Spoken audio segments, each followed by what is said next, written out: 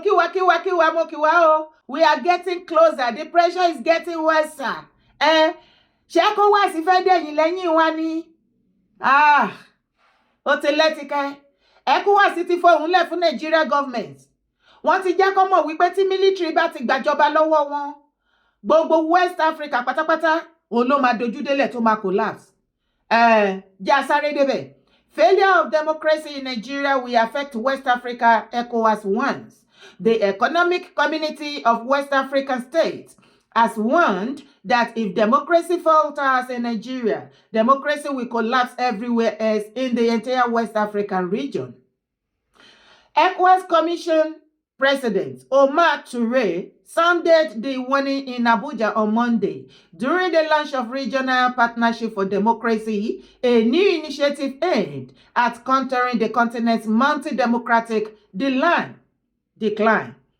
Represented by ECOWAS Commissioner for Political Affairs, Peace and Security, Ambassador Abdel Fattah Musa Toure stressed that democracy in the region is under severe pain. Bẹ́ẹ̀ni, tó já sí wípé tí àwọn ìjọba ológun military tó bá padà gba ìjọba mọ́ democracy ìjọba alágbádá lọ́wọ́, gbogbo West Africa pátápátá ló máa lọ sí. Ṣé o believe wípé West Africa nìkan ló máa lọ sí? The whole entire West Africa ó máa shake everybody. Ó máa shake the whole world. Má gbàgbé plan tọ́nà plan bá mi sọ fún bàbá Tinubu. But before then, mo fẹ́ gbé fídíò wọlé fún yín. Gumi ó ti gbé Nigeria government ní condition again as usual.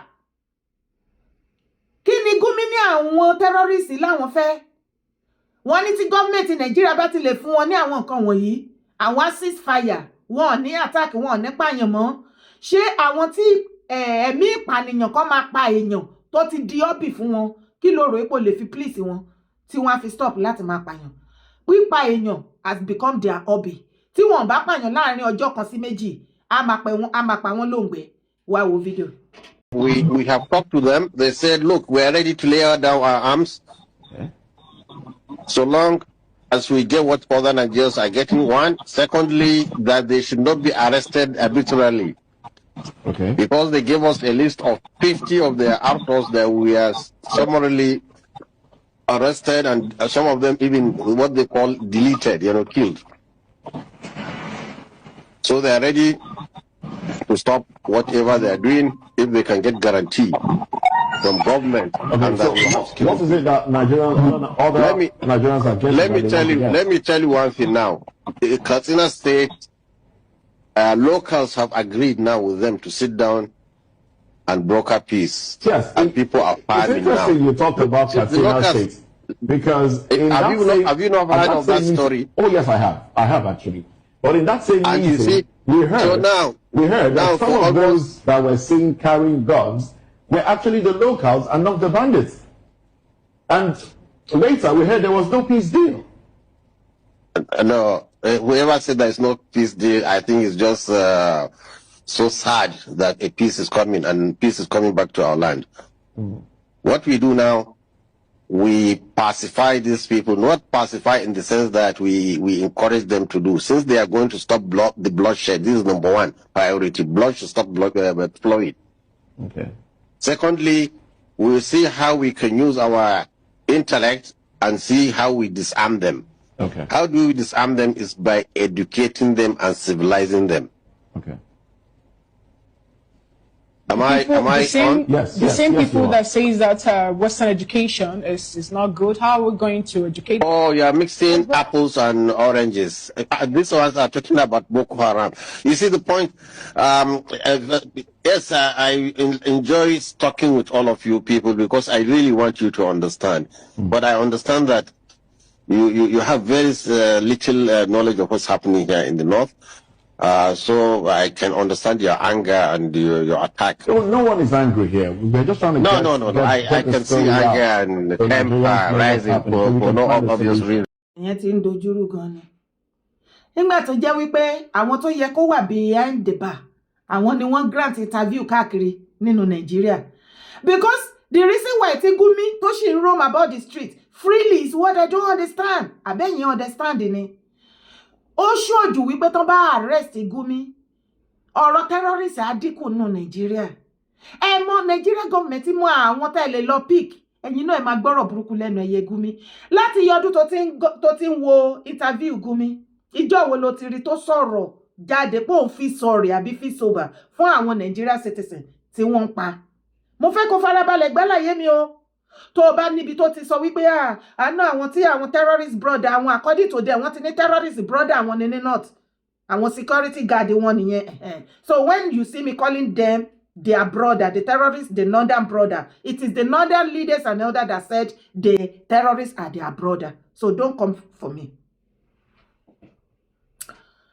Ǹjẹ́ ti ever rí bí tí Gumi tó ti fi sober tó fi sorry fún àwọn innocent soul tí àwọn brothers wọn terrorists tán pa. Nǹkan tó bá ní bá mi mú fídíò ẹ̀ kó send ẹ̀ sí mi máa gbé jáde. But látọdún tèmi tí ń rí fídíò Gumi ó máa ń solicit fún àwọn terrorists ni. Just the same way tó ń gbé Nigeria government ní conditions ẹ̀. Bàbá Tinubu ẹ̀ sì gbọ́mọ tinú yín ó dẹ̀ pọ̀rọ̀ yín go tí ẹ fẹ́ wáyé yàn mọ́. Ìdí ni wípé wọ́n lọ kidnap ní Kogi ní Kebbi. Sorry, wọ́n lọ kidnap ní Kebbi. Wọ́n pa VP. Wọ́n gbé àwọn student lọ. Bàbá Tinubu, ṣé ẹ fẹ́ sọ wípé ẹ gbọ́ ni?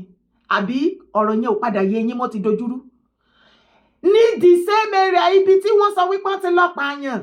Ẹ sọ̀rọ̀ kẹsí Pọtẹ́sì àti Mọ̀mọ́ Tinubu o. Ẹ wá gbé Shettima second in command second vice yín. Ẹni kó lọ welcome àwọn Dikampi sí inú APC. Ṣé nǹkan míì ti wà ní ọ̀rọ̀ ẹni bàbá Tinubu? A ní ká béèrè ní o. Torí ó lè jọjọ́ orí ló ń fà. Kò dẹ̀ ṣe ebú. Téèyàn bá ti dàgbà dé stage kan, àwọn oògùn oríṣiríṣi injection gbogbo ó lè má ṣiṣẹ́ mọ́, kó máa ṣiṣẹ́ lódìlódì. Torí ọ̀rọ̀ yín yẹn ó ti ń gbòdì. Ní ibi tí wọ́n ti kidnap ẹ̀yin ní kí Shettima kó lọ bẹ̀, kó lọ welcome àwọn tó Dikampi. So gbogbo nǹkan tí everybody sọ̀rọ̀ nípa ẹ̀. Tọ́káyà sókè inú Nàìjíríà. Election 2027 òun ló mú yín. Ṣé nǹkan míì ti wà ní ọ̀rọ̀ ẹni bàbá Tinubu? Adé ń bá yín sọ èdè ṣe bẹ́ẹ̀ ni pé kíní. Ẹ wá wo Gumi ẹ lísì sí ọ̀rọ̀ ẹnu Gumi. Gumi ní kí Nigeria government kan da terrorist mọ́mọ́tọ́. Kí wọ́n fún wọn ní Western education. The same northern leaders and elders tí wọ́n against the Western education. Boko Haram. Àwọn náà tún ní kí gọ́ọ̀mẹ̀ntì wá fún wọn. Ìyẹn lẹ fi máa mọ̀ pé irọ́ ni gbogbo nǹkan tí Gumi sọ. Nígbà tí Gumi sọ pé òun ti sọ fún àwọn terrorists, àwọn sọ wípé àwọn ti gbọ́, they are ready to surrender. Irọ́ ni. Jọ nítorí Ọlọ́run. Ṣé àwọn tó máa ń wà addicted to one thing or the other? Ṣé bó ṣe addiction ṣe máa clear just like that nìyẹn? Ṣé yín ò mọ̀ wípé àwọn terrorists ti wà addicted pé kọ́ máa pààyàn every day? Bí wọ́n bá pààyàn láàrin 2 days bó ṣe wà yẹn, ara wọn ò wá okay, ó máa pa wọ́n lóògbé ni kó ṣe tatata. Kọ́ máa rí àwọn èèyàn in pains, kọ́ máa jáporó ikú. Ṣé àwọn tí olórí terrorist ṣe Gumi Ahmad tó sọ wípé kí Nàìjíríà dá àwọn mọ́mọ́tọ́ tí ìdá àwọn mọ́mọ́tọ́ wọ́n pa kúkúrú wọ́n pa gígùn, tí Nàìjíríà bá wá dá àwọn mọ́mọ́tọ́ ẹjọ́ kí ló fẹ́ ṣẹlẹ̀? Ibẹ̀ ni kankan o. Mo ní question kan sí. Èwo làbọ̀rọ̀ fọ́ọ̀sì wọn ṣe bẹ́ẹ̀ sọ wípé Nigeria citizen ni wọ́n. Tó bá jẹ́ pé Nigeria citizen ni wọ́n gẹ́gẹ́ bí Bala àti gbogbo yín ṣe sọ, kí ló dé tẹ́ tó fọ́ọ̀sì wọn kí Nigeria government recognize wọn?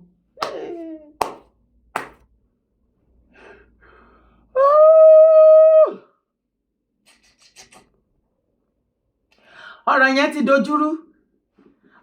dojúrú. Ibẹ̀ ni kankan là ń lọ.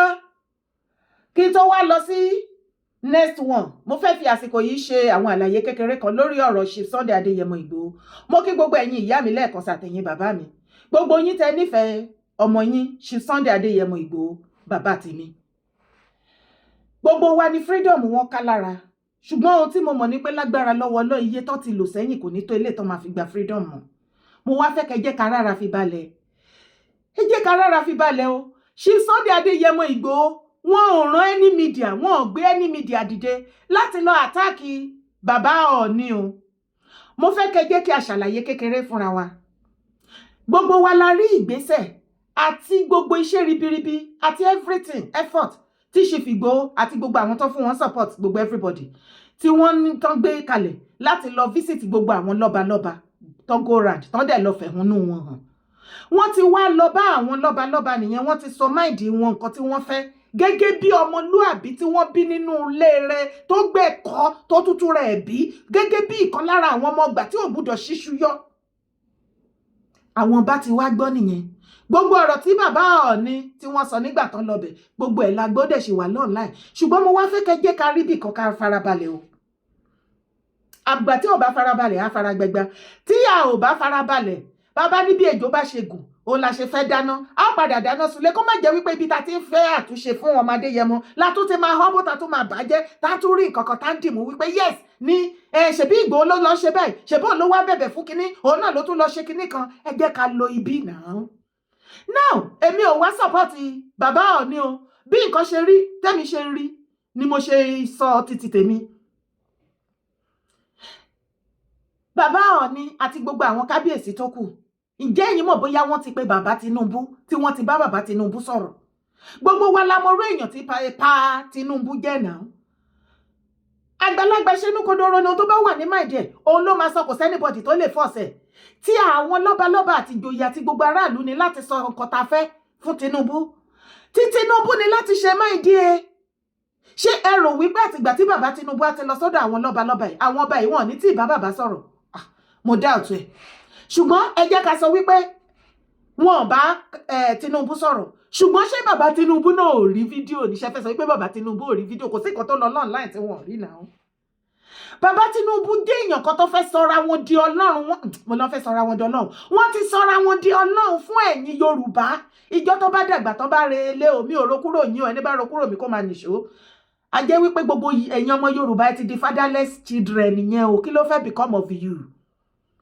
Because mi ò mọ rísì tó ṣe jẹ́ wípé bàbá Tinubu wá sọra wọn dọlọ́run nǹkan tó bá ti fẹ́ nìkan náà fẹ́ èyí tó bá fẹ́ bí gbogbo Yorùbá fẹ́ kò kàn wọ́n. Bàbá Tinubu ló yẹ kẹjẹ́ kí gbogbo wa máa gẹ́jẹ́. Bẹ́ẹ̀ ni Ìgbòho rán mídíà kankan láti lọ kígi bojú bàbá Ọọ̀ni rìṣà o. Any media tó bá ní any problem pẹ̀lú bàbá Ọọ̀ni at their own. Ìgbòho mọ kankan nípa mídíà tó ń sọ̀rọ̀ sí ṣífì tó sọ̀rọ̀ sí Ọọ̀ni rìṣà.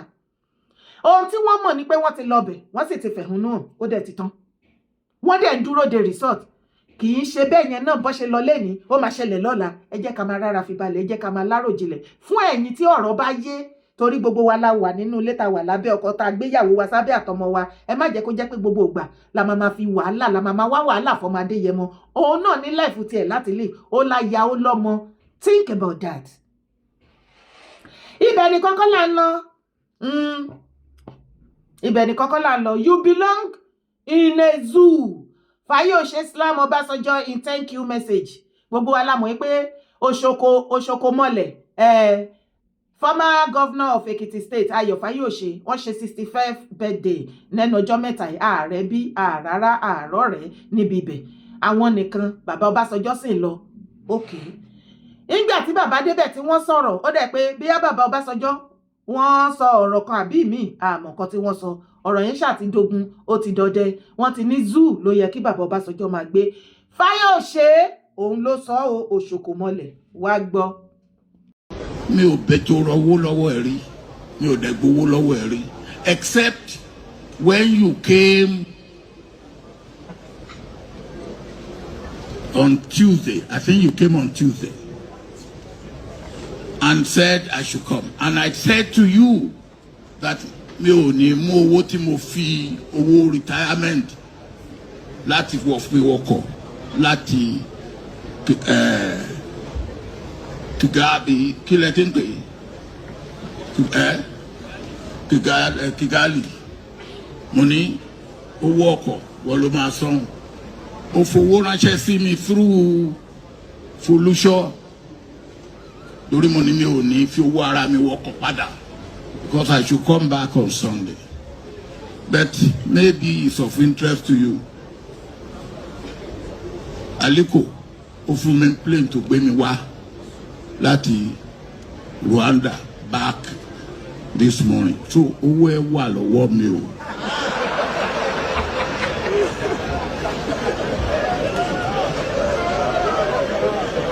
Ẹ má rẹ̀ rìn.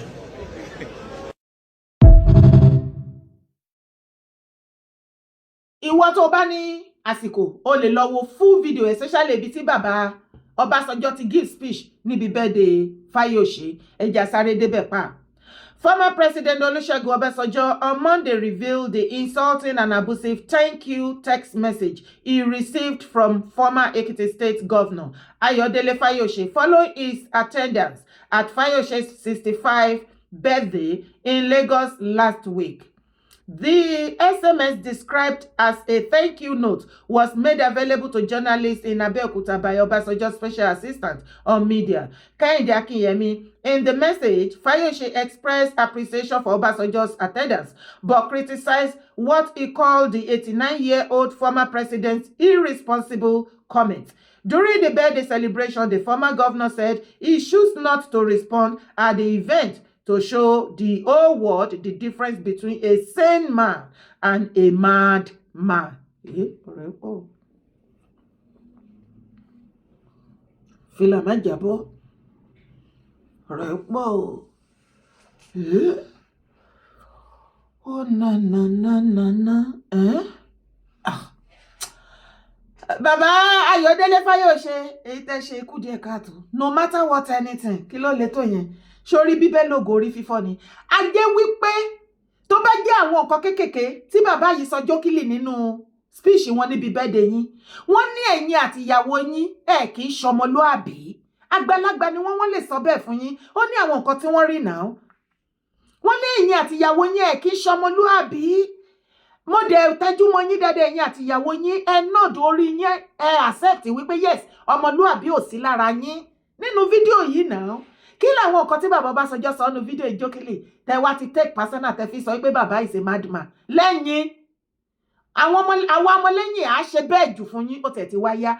Ẹ yo gbogbo lé ṣé ẹ rí Ayọ̀délé Fáyọ̀ṣe Òṣòkò rubbish Òṣòkò nonsense. Torí ẹ̀ ń dojú ti àwọn ọmọ Èkìtì ojú gbà mí tì fún yín pé Èkìtì ni yín. Òṣòkò rubbish ni yín. Kí láti ẹ̀ sọ.